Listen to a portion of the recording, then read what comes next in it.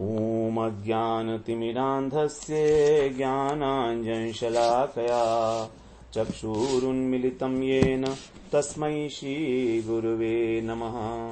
गुरुवे गौरचन्द्राय राधिकायै तदालये कृष्णाय कृष्णभक्ताय तद्भक्ताय नमो नमः।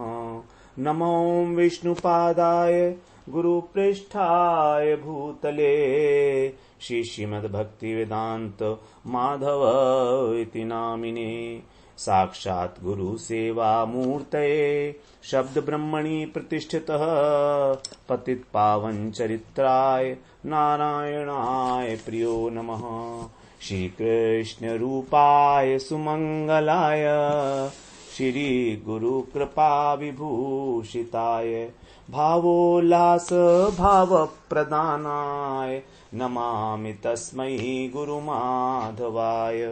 वृन्दावनेश्वरि तवैर्गुपदारविन्दम् प्रेमामृतैकमकरन्दरसौघपूर्णम् हृद्यर्पितं मधुपते स्मरतापमुग्रम् निर्वापयत् परम शीतलमाश्रयामि। तवैवास्मि न जीवामि त्वया विना इति विज्ञाय देवि त्वं नय मां चरणान्तिके। श्री कृष्ण चैतन्य प्रभो नित्यानंद श्री अद्वैत गदाधर शिवसदि गौरभक्तवृंद। हरे कृष्ण कृष्ण कृष्ण हरे हरे, हरे राम राम राम हरे हरे। हरे कृष्णा।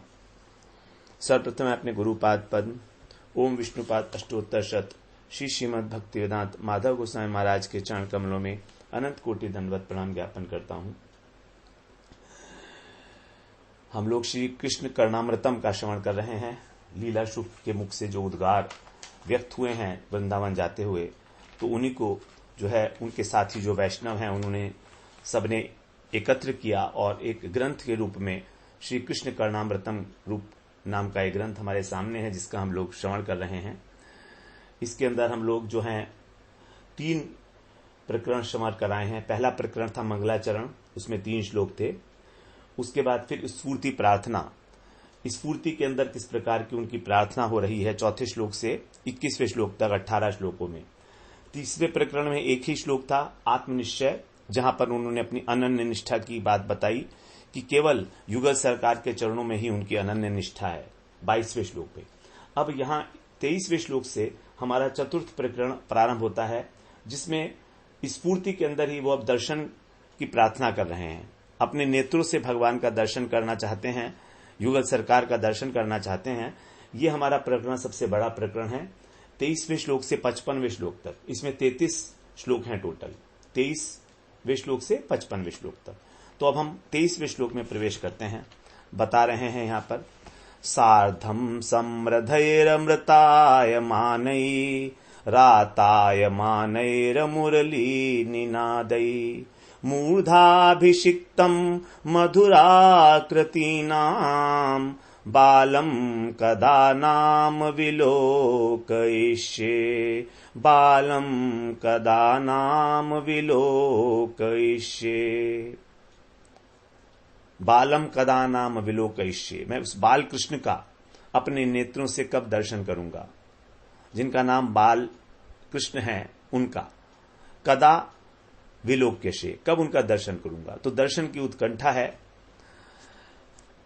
इसका जो पद्यानुवाद इस प्रकार, वेणु बजाता स्वर बरसाता लहराता नवताल तरंग, नाद सुधा धारा से सरसाता ब्रज बल्लवियों का अंग, आहा माधुरी छवियों के चूड़ामणि कामिनी कंत बता, कब तू उतर नजर में मेरी सींचेगा लाल सा लता।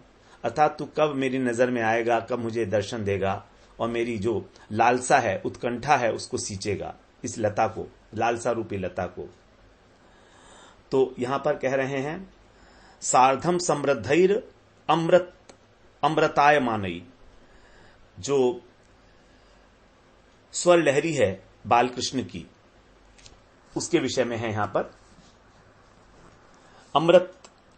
अमृताय मानई, अर्थात अमृत से परिपूर्ण जो स्वर लहरियां हैं। जब भगवान मुरली निनादई, मुरली का नाद करने हैं, मुरलीधारी जब वेणुनाद करते हैं, उस समय उस वेणुनाद के विषय में बता रहे हैं। वो कैसा है? अमृता मानई, अमृताय मानई, अर्थात अमृत के समान। और आताय मानई, आताय मानई का मतलब विस्तार करती है। विस्तार किस चीज का करती है? उसके अंदर जो स्वर के अंदर स्वर, ग्राम, ताल इत्यादि का जो अपूर्व विस्तार करने वाली है, आताय मानई। ऐसा जो मुरली निनाद है, जो अमृत से भरा हुआ है और पूर्णता को प्राप्त किया है, उस प्रकार का आपका जो निनाद है। और आपकी छवि कैसी है? मूर्धाभिषिक्तम, अर्थात जो मधुराकृति नाम, जो मधुर आकृतियां हैं, जितनी भी मधुर आकृतियां हो सकती हैं, उन सब के अंदर शिरोमणि मूर्धाभिषिक्तम। तो मधुर आकृतियों में भी जो मूर्धाभिषिक्त है, अर्थात सर्वाधिक सुंदर है, ऐसा जो आपका स्वरूप है। बालम कदा नाम विलोकयिष्ये, बालकृष्ण नाम का जो आपका स्वरूप है, कदा विलोकयिष्ये, कब मैं उसका दर्शन करूंगा। तो यहां पर नेत्रों से दर्शन की अभिलाषा जो है बिल्वमंगल ठाकुर के द्वारा प्रस्तुत की जा रही है। भक्तों के पास भजन के नाम पर केवल दो ही वस्तु हैं, एक तो है किम और एक है कदा, अर्थात कैसे आपके दर्शन होंगे, कब आपके दर्शन होंगे, मैं क्या करूं ऐसा कि आप मुझे दर्शन दें। यही उसकी व्याकुलता का परिचायक है। कदा करिष्यसि माम कृपा कटाक्ष भाजनम, हे राधे कब आप मुझे अपनी कटाक्ष का भाजन बनाएंगी। किम और कदा, ये दो ही स्वरूप हैं भजन के। जो भगवान की युगल सरकार की जो कृपा बरसती है, उस कृपा को धारण करने के लिए जो योग्यता है, वो इन दो साधनों के द्वारा ही आती है। जब हमारे हृदय के अंदर ये दोनों बातें अधिकाधिक रूप से व्याकुलता को उत्पन्न करती हैं, तब भगवान की कृपा का हमें अनुभव होता है। तो ये जो किम और कदा है, इसके किम के तीन स्वरूप हैं। एक तो जिस चीज की वांछा की जा रही है वो परम परम मूल्यवान वस्तु है। युगल सरकार की जो अंतरंग सेवा है वो अत्यंत मूल्यवान है। दूसरी बात, मैं तो साधन विहीन हूं, किसी प्रकार का कोई साधन नहीं है, लेकिन लोभ जागृत हो गया है, तो क्या वो सेवा मुझे मिलेगी? किम, क्या किसी प्रकार वो सेवा मुझे मिल सकती है? और मैं केवल साधन विहीन ही नहीं हूं, बल्कि अपराधी भी हूं साथ में, तो भी क्या वो वस्तु मुझे मिलेगी? ये तीन एस्पेक्ट हैं किम के। भगवान की सेवा, युगल सरकार की सेवा परम परम मूल्यवान है। मैं साधन विहीन हूं, और साधन विहीन ही नहीं, साथ ही साथ अपराधी भी हूं, तो ऐसा होते हुए भी क्या वो सेवा मुझे मिलेगी?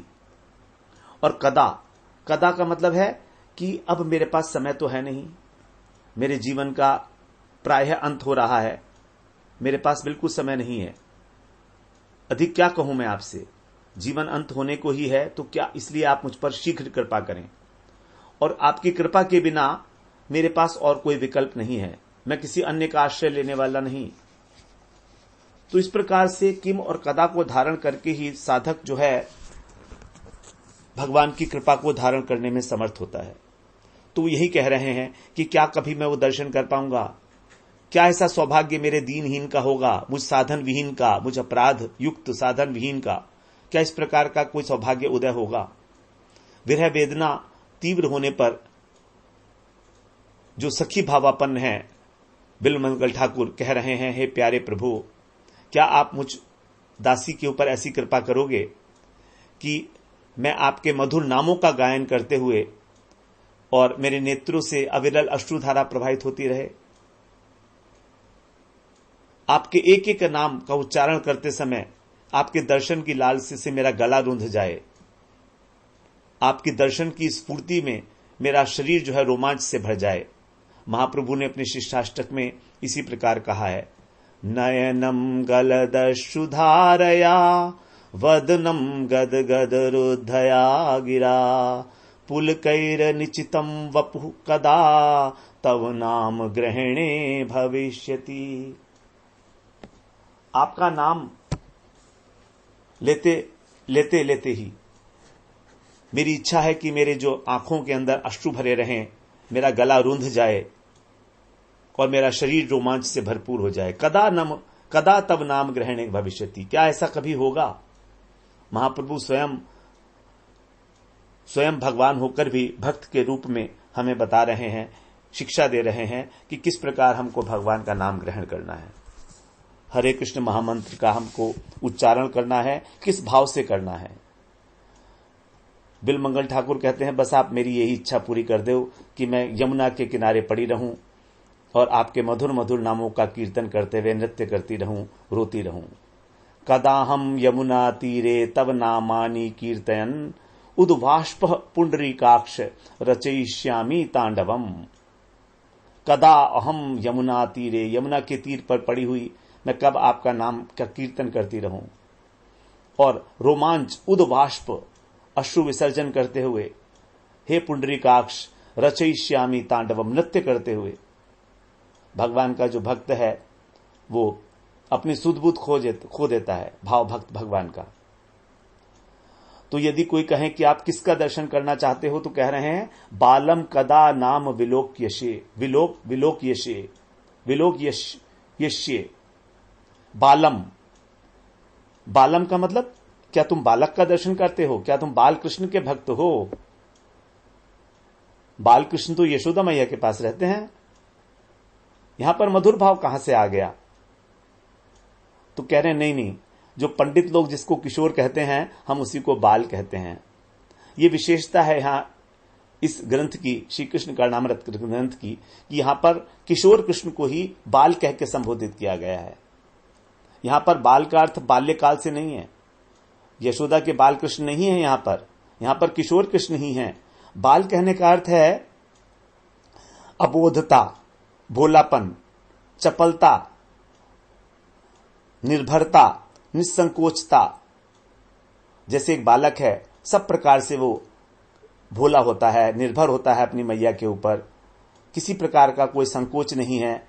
एक स्वरूप हमारी नेत्रों के आगे आ जाता है बालक का नाम लेते ही। जब हम किशोर कहते हैं तो इस प्रकार नहीं झलकता। किशोर का अर्थ तो बताए किम शृणोति, वो तो किसी की सुनता ही नहीं है, क्योंकि वो तो मत्त है, मादक है।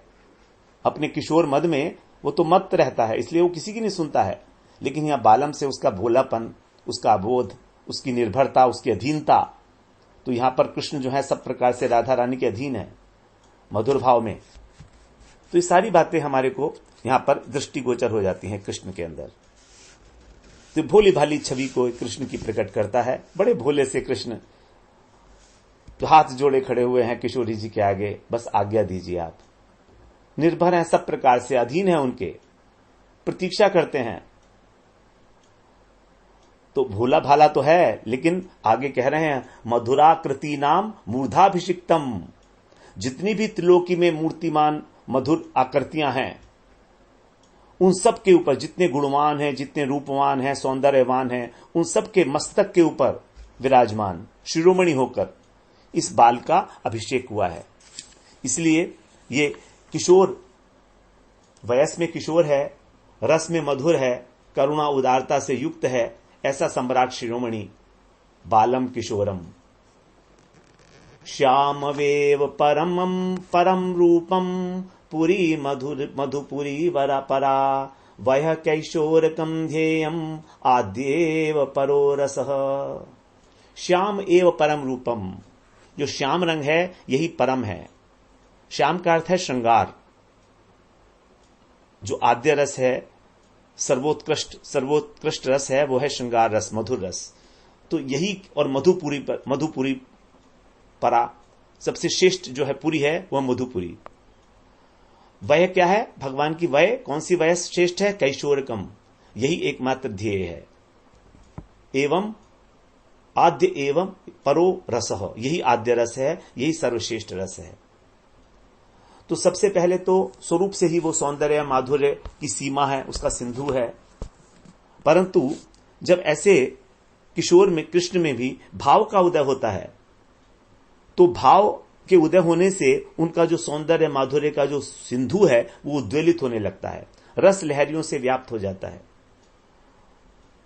और इस प्रकार जब लहरें उठती हैं तो अपनी ललित त्रिभंगी गति से अवस्थित होकर अपने अधर के ऊपर जब वंशी को धारण करके मधुर नाद से उसको पूरित करके निनादित करते हैं, तब उनके सौंदर्य और माधुर्य की जो सीमा है वो निस्सीम हो जाती है, उसकी कोई सीमा ही नहीं रहती।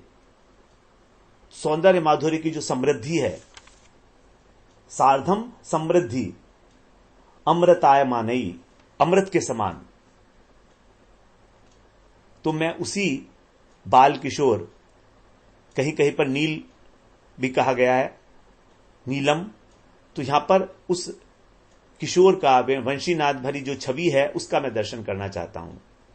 मुरली निनादई सार्धम बालम, वो मुरली ध्वनि जो है उसके कारण स्वयं तो झूम ही रहे हैं, और अपनी वंशी के द्वारा अनेक प्रकार के जो पंच बाण हैं, कामदेव के पंच बाण, उच्चाटन, विमोहन, आकर्षण, वशीकरण, स्तंभन, इन सब बाणों के प्रभाव से उन्होंने नारद, ब्रह्मा, शिव, लक्ष्मी इत्यादि को तो मोहित कर ही लिया,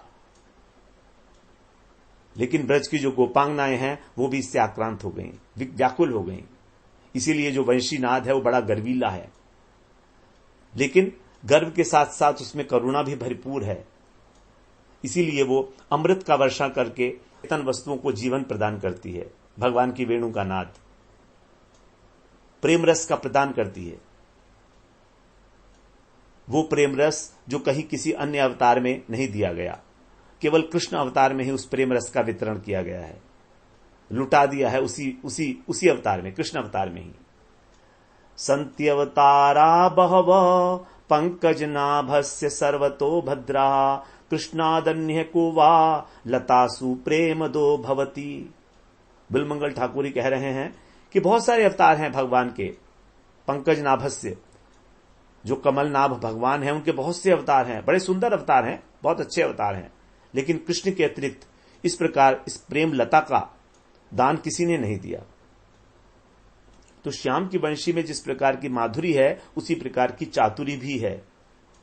चातुरी का मतलब उनकी जो स्वर को उठाने की कला है, उसके अंदर जो तीन चार प्रकार के वो भेद देखे जाते हैं, स्वर, ग्राम, मूर्छना, आलाप, राग, तान, इसका अपूर्व विस्तार कर रहे हैं।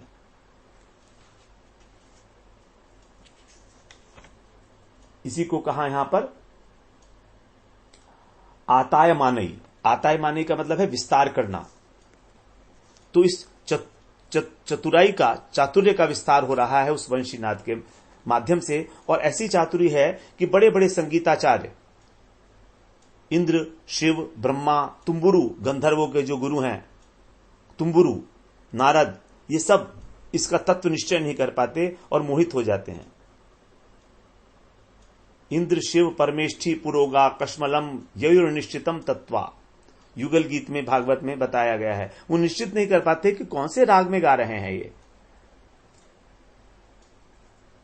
यावती निखिल लोके निनादेरस्ति माधुरी तावती वंशिका नाद परमाणु निमज्जति। कह रहे यावती निखिल लोके, इस ब्रह्मांड में, निखिल ब्रह्मांड के अंदर जितना भी नाद है, उसकी जो भी माधुरी है, वो सारी की सारी माधुरी का जो समुद्र है, वो भगवान की वंशी नाद के परमाणु निमज्जति, एक परमाणु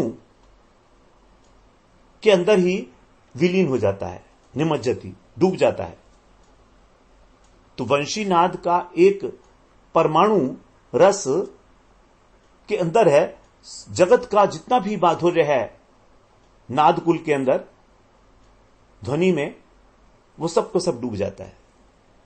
रास रस मुरली ही ते जान्यो, सूरदास जी कह रहे हैं, रास रस मुरली ही ते जान्यो, श्याम अधर पर बैठी नाद कियो, मार्ग चंद हिरान्यो, धरनी जीव जल थल के मोहे, नभ मंडल सुर था के, तृणद्रुम सलिल पवन गति भूले, श्रवण शब्द पर्यो जाके, बच्चो नहीं पाताल रसातल, कितिक उदय लोभान, नारद शारद शिव यह मोहत, कछुतन रयो न स्यान, यह अपार रस रास उपायो, सुन्यो न देखियो नैन, नारायण ध्वनि सुन ललचाने, श्याम अधर सुनी बैन, कहत रमा सो सुनी सुनी प्यारी, बिहरत हैं वन श्याम, सूर कहाँ हमको वैसो सुख, जो विल सती ब्रज धाम। यहां तक कि नारायण भी इस ध्वनि को सुनकर ललचा गए। सूरदास जी कहते हैं, हमको ये सुख कहां, जो जिसमें ब्रज बालाएं जो हैं विलसती हैं, जिस सुख को, इससे कोई बचा ही नहीं है। इस वेणुनाद से जिस जिसके कान में पड़ा वो मोहित हो गया।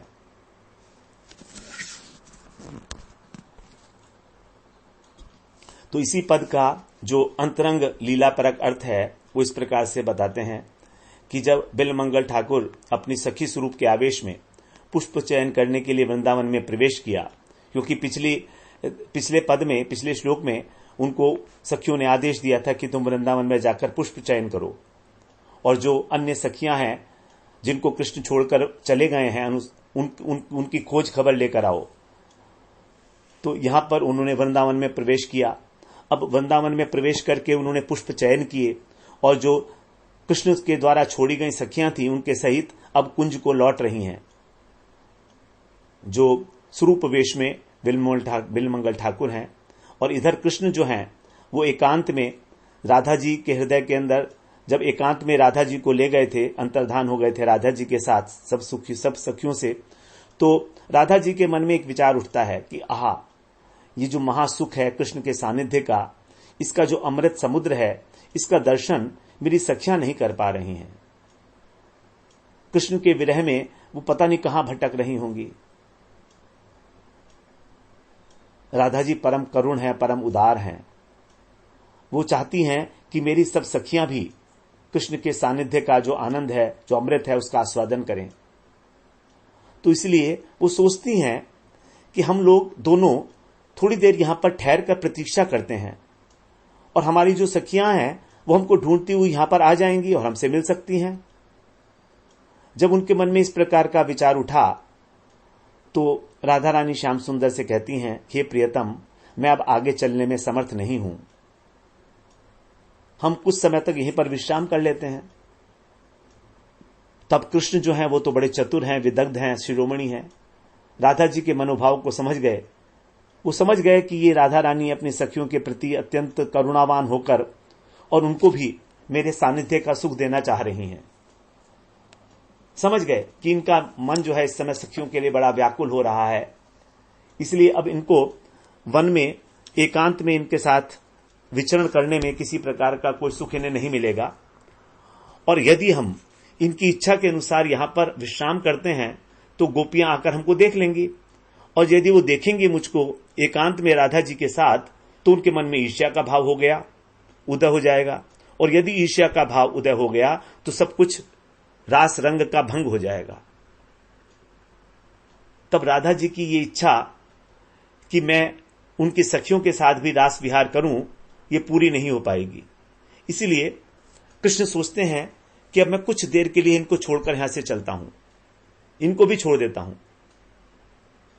जब इनको छोड़ दूंगा और गोपियां इनसे मिलेंगी आके, तो इनके ऊपर कोई कटाक्ष नहीं करेंगी, ना ही इनसे कोई ईर्ष्या करेंगी, बल्कि मुझको दोष देंगी कि देखो इनको भी छोड़कर चले गए,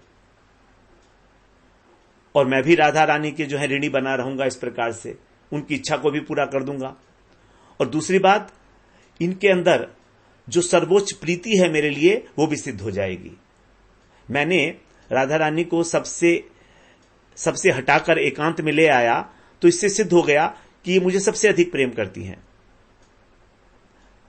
लेकिन जब मैं इनका त्याग कर दूंगा, तो जब गोपियां इनके विरह का दर्शन करेंगी, तो उनमें समझ में आ जाएगा कि हमारा विरह तो इनके विरह के आगे कुछ भी नहीं है।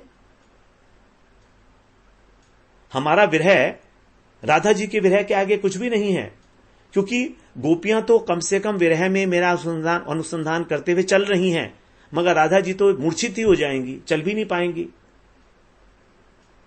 उनसे तो एक पग चला भी नहीं जाएगा। तब उनको ये बात समझ में आ जाएगी कि चाहे संयोग हो चाहे वियोग हो, दोनों ही अवस्थाओं में जो राधा जी का जो प्रेम है वो अतुलनीय है, हम उसके आगे अत्यंत नगण्य हैं। और फिर सबकी सब गोपियां जो हैं राधा जी का अनुगत्य स्वीकार कर लेंगी, इनको अपना ही मानकर, और तब मैं जो है प्रकट हो जाऊंगा।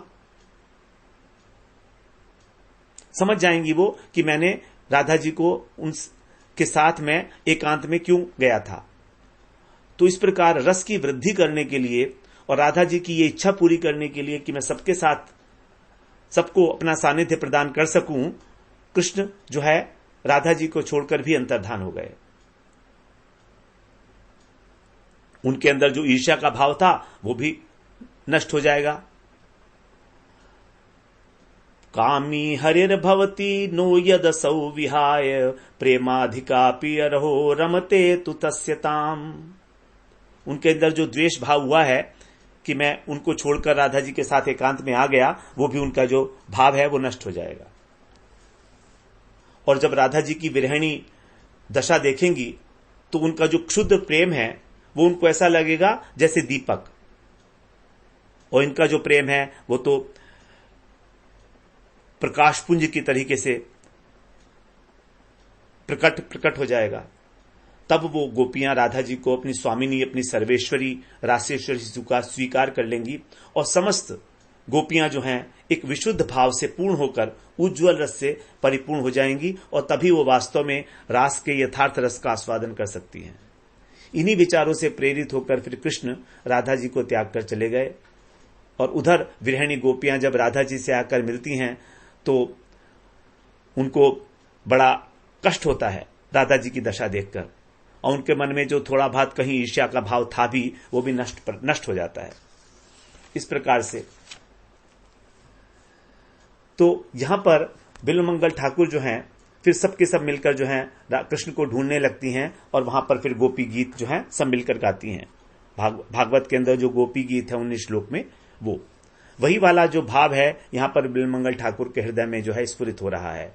अंतरदशा में बिल्वमंगल ठाकुर मानो सखी के रूप में प्रलाप कर रहे हैं, और राधा के भाव में बोल रहे हैं, राधा जी के भाव में।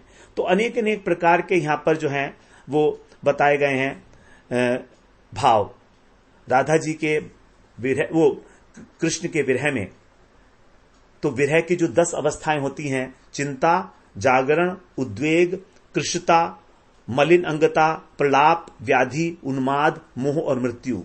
उज्ज्वल नीलमणि में बताया है, चिंता जागरोद्वेगो तानवम मलिनांगता प्रलापो व्याधिरुन्मादो मोहो मृत्युर्दशादश। मोह उत्पन्न हो जाना और मृत्यु तो अंतिम दशा है। मृत्यु का मतलब मृत्यु नहीं है, मृत्यु के समान मूर्छा। तो इन सभी दशाओं का आगे इसी प्रकरण के अंदर वर्णन किया जाएगा। जैसे हमारा जो 23वां श्लोक चल रहा है, यह भी तो इस श्लोक के अंदर चिंता का वर्णन है। तो 23 से 26 तक जो है वो चिंता का वर्णन किया जाएगा। उसके बाद अधैर्य, इसका वर्णन होगा 27वें श्लोक में। 27 से 31 तक उद्वेग का वर्णन हुआ 32वें से 36वें श्लोक में। मोह और व्याधि का वर्णन होगा 37वें में। उसके बाद मूर्छा, इसका वर्णन होगा 38वें श्लोक में, और 51 से 53वें श्लोक में। उन्माद का वर्णन होगा 40 और 41 और 42 में, और तानवता इसका वर्णन होगा 43 से लेकर 50 तक। तो सभी प्रकार के जो भाव हैं, ये 10 भाव हैं, इन सभी का जो वर्णन है वहां पर इसी के अंदर किया जाएगा। दर्शन स्फूर्ति के अंदर दर्शन करने की लालसा।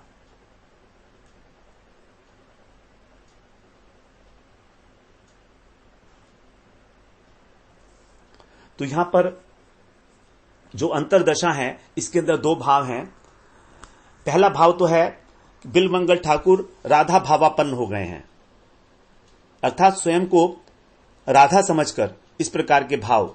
और द्वितीय के अंदर सखी भावापन्न है, राधा जी की सखी के रूप में भी अंतरदशा का वर्णन कर रहे हैं। तो पहली जो अंतरदशा है उसके अंदर 33 श्लोक जो हैं वो राधा की सखी ललिता के प्रति हैं, जैसे राधा जी अपनी सखी से कह रही हूं ऐसी। और द्वितीय अंतरदशा जो है उसके अंदर सखी के रूप में जो है दूसरी सखी से वर्णन कर रहे हैं। दोबारा सुन ले, अंतरदशा का जो अंतरदशा परक जो अर्थ हैं उसमें 2 प्रकार के भाव यहां पर दिखाई देते हैं। एक तो राधा भावापन्न भाव है, तो राधा जी स्वयं मानो ललिता से अपनी स्थिति का वर्णन कर रही हैं। और दूसरी स्थिति एक इस प्रकार की है कि वहां पर एक सखी दूसरी सखी से वर्णन कर रही है। फिर तीसरी जो एक दशा है वो दूसरी दशा है बाह्य दशा। बाह्य दशा के अंदर जो बिलमंगल ठाकुर हैं वो साधक के रूप में अपने जो साथी वैष्णव उनके साथ चल रहे हैं उनके प्रति अपने उद्गार व्यक्त कर रहे हैं। तो 3 प्रकार से यहां पर इन श्लोकों को जो है समझा जा सकता है। राधा की उक्ति अपनी सखियों के प्रति नंबर 1, सखी की उक्ति सखी के प्रति नंबर 2, और साधक बिलमंगल ठाकुर जो हैं उनकी उक्ति अपने जो संगी साथी वैष्णव हैं उनके प्रति। तो अंतरदशा के अंदर अर्थ इस प्रकार से है कि विरहिणी राधा ललिता सखी से कह रही हैं, हे सखी, ये जो नव किशोर मदन मोहन है इनके क्या दर्शन मुझे होंगे? इनकी जो वंशी ध्वनि से युक्त जो इनका मुखचंद्र है वो क्या कभी मेरे नेत्र रूपी चकोरों को तृप्त करेगा? हे सखी, इनकी जो किशोर वय है देखो तो कितनी मधुर है, मन को हरण करने वाले हैं चित्तचोर। त्रिभुवन में ना तो कभी ऐसा कोई हुआ है और ना कोई होगा। सत्यम सत्यम दुर्लभम दैवते अपि, अर्थात हर जगह अत्यंत दुर्लभ है ये। और ये जो मुकुटधारी है इसकी जो वंशी ध्वनि है वो कैसी है? विश्व विमोहिनी है और अमृत वर्षिणी है। ऐसी जो मोहन किशोराकृति है इसके दर्शन मुझे कब होंगे? इस प्रकार राधा रानी अपनी सखी से, ललिता सखी से इस प्रकार अपने हृदय के उद्गार व्यक्त कर रही हैं कि इस वेणु माधुरी की कहीं कोई तुलना नहीं है, क्योंकि इस वेणुनाद के अमृत नाद से स्थावर जंगम सभी विमोहित हो जाता है, अचल सचल हो जाता है और सचल अचल हो जाता है। ऐसी स्थिति में जो प्रेमी हैं कृष्ण के, उनके ऊपर इसका अद्भुत कैसा प्रभाव होता होगा कौन कहेगा, कौन कह सकता है? तो वेणु ध्वनि जो है भगवान की वो रस और माधुर्य की चरम अभिव्यक्ति है। जो भाववती महाभाववती बालाएं हैं उनके मन प्राण जो हैं उनके अंदर इस वेणुनाद का प्रभाव देखा जाता है कि किस प्रकार वो उनसे लोक मर्यादा और वेदों की मर्यादा इन सब को छोड़कर वो दौड़ पड़ती हैं अपना घर छोड़कर, जिसको छोड़ना अत्यंत मुश्किल है। इतना इसका प्रभाव है, इतना इस प्रकार से उन्होंने इसका चमत्कारपूर्ण आस्वादन किया है। पूर्व राग की अवस्था में जब एक गोपी वेणु का नाद सुनती है तो अपनी नानी से अपने मन प्राण की व्याकुलता बता रही है कि हे बड़ी मां, कालिंदी के तट पर और गोकुल की गोष्ठ में ये कौन बांसुरी बजा रहा है? मेरे तन मन को व्याकुल करने के लिए ही क्या उसने इस प्रकार का वंशी वादन किया है? क्योंकि मैं उसकी वंशी का स्वर सुनकर रसोई का कार्य करना भूल गई। हे बड़ी मां, क्या तुम उस वंशी वादक का परिचय जानती हो?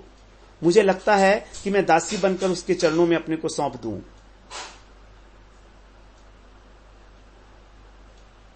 उसकी वंशी का स्वर सुनकर मेरी आंखें बराबर झरती रहती हैं। मैं अपने प्राणों को ही खो बैठी हूं। तो बूढ़ी मां कहती है, हे नातनी, वो कोई और नहीं, नंद नंदन कृष्ण का ही वंशी नाद है। तो गोपी कहती है, बड़ी मां, तो क्या उसने मेरे मन को पागल करने के लिए इस प्रकार की बांसुरी बजाई है? आप जानती हो मेरे मन में क्या आता है। यदि मेरे पंख होते तो मैं पक्षी की तरह उसके पास उड़कर चली जाती, उसकी जी भरकर उसके वंशीनाद सुनती, जी भरकर उसके रूप का दर्शन करती। पर यह तो होने का नहीं, इसलिए कम से कम चलो धरती फट जाए। यदि धरती फट जाती तो मैं भीतर प्रवेश करके अपनी आत्मरक्षा तो कर लेती, लेकिन यह भी नहीं होगा। मेरे मन की व्यथा को कोई समझता तो है नहीं मां। जैसे दावानल से पूरा वन जल जाता है, उसी प्रकार से मेरा मन जल रहा है, लेकिन इस जलन को कोई देख नहीं सकता। ये मेरे जो प्राणों की ज्वाला है, भीतर ही भीतर सुलग रही है और मेरे मन और प्राणों को जला रही है। इस प्रकार से जो वेणुनाद का प्रभाव है गोपियों के ऊपर, ये अमृत की तरह मधुर है और विष की तरह उनको दुख देने वाला भी है। ऐसा है, जो गगन में मेघ चलते हैं उनको रुक जाते हैं। गंधर्वराज तुम्बुरु, उनके हृदय में भी एक चमत्कार उत्पन्न हो जाता है। सनंदन सनक सनंदन चमत्कार, सनातन, सबकी समाधि भंग हो जाती है। ब्रह्मा जी विस्मित हो जाते हैं, बलि महाराज चंचल हो जाते हैं, और जो नागराज हैं जिनके ऊपर पूरा ब्रह्मांड, जिनके फनों के ऊपर है, उनका मस्तक घूमने लगता है। ब्रह्मांड रूपी जो है, ब्रह्मांड का भी आवरण को ये वंशी ध्वनि वैकुंठ में प्रवेश करके और लक्ष्मी जी को भी आकर्षित कर लेती है, ऐसी वंशी ध्वनि। और उसी प्रकार से भगवान की रूप माधुरी, मधुरा मूर्धाभिषिक्तम मधुराकृति नाम, अर्थात मधुर आकृतियों के भी जो शिरोमणि हैं, ऐसे श्री कृष्ण। तो ब्रज गोपियों के समक्ष इस रूप माधुरी और वेणु माधुरी का जो प्रभाव है वो सबसे अधिक है, सर्वाधिक है, जिसका कहीं कोई उपमा ही नहीं है। इस प्रकार से यहां पर हम लोगों ने श्रवण किया कि किस प्रकार बाह्य दशा में अपने साधक जो उनके वैष्णव हैं उनके साथ जो हैं बोलते हैं कि मैं ऐसे सुंदर शिरोमणि श्री कृष्ण को कब देख पाऊंगा, जिनकी मुरली धुनी ब्रह्मांड को भी भेद कर वैकुंठ तक चली जाती है। प्रार्थना कर रहे हैं उस दर्शनानंद महोत्सव में एंट्री करने के लिए, जो सबसे अधिक मधुर हैं, वयस रूप लावण्य में सर्वश्रेष्ठ हैं। कब मैं उनका दर्शन करूंगा, कब अपने नेत्रों को सफल करूंगा। नेत्रों की वास्तविक सफलता ही तब है जब भगवान के दर्शन हो। भगवान वंशीनाद करते ही इसलिए हैं कि उनके भक्त जो हैं वशीभूत हो जाएं सब प्रकार से उनके। इस प्रकार हमने यहां आज 23वें श्लोक का श्रवण किया, जिसमें दर्शन की उत्कंठा का वर्णन किया गया है। अगले सत्र में हम फिर 24वें श्लोक में प्रवेश करते हैं। वांछा कल्पतरुभ्यश्च कृपा सिंधुभ्यैव च पतितानां पावनेभ्यो वैष्णवेभ्यो नमो नमः।